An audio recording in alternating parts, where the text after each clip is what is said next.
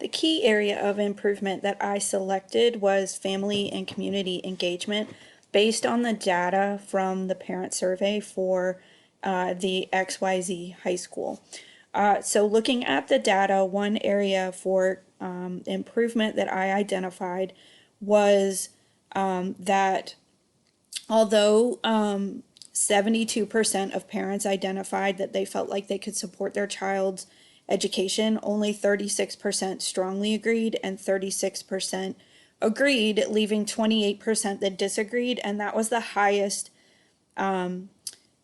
percentage of parents that disagreed with a question about engaging with their students' learning. So I felt like that was an area that could use improvement for the school, supporting their parents' interaction with and supporting their students' education and learning. So in thinking about that, some other things that came up in the parent survey was 23% indicated that they would like some support with understanding their students' technology, including some sort of establishment of a help desk or a helpline, and another 18% indicated that they needed more feedback about their students' learning, so some sort of deficit in communication taking place at the school. So when I developed my action plan, my action steps centered around those two areas in particular, looking that if we took action steps in those areas, then that would contribute to that overall feeling of parents being able to support their child's education. So the first step that I indicated would be creating that help desk or helpline and utilizing assets already in the school, a lot of tech savvy students in the building. So creating an opportunity for students to get volunteer hours or community service hours by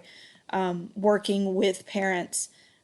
to help educate them about their students' needs, answer questions, answer emails, troubleshoot devices, things like that. And then a second action step would be engaging with teachers to make sure they're contacting parents if a student fails to assessments or fails to turn into assignments, intervening and contacting parents through either emails or phone calls at that point to make sure that you are intervening before a behavior becomes a pattern, with either not turning in assignments or becoming an at-risk student for failure, and making sure that that communication is taking place, so that you are providing parents with the necessary information so that they can take action at home and engage with their student. And then third piece, making sure that we are establishing positive relationships with parents, and that all communication is not negative, creating a positive channel of communication. A school that I've worked in did this, where we sent a positive postcard home identifying a student each week that we felt was contributing to a positive school culture and really upholding the characteristics and values that we wanted to highlight within our school. So identifying a student each week and then sending a positive postcard home. And our school leadership team could engage in that as well and contribute to that by making positive phone calls or sending a positive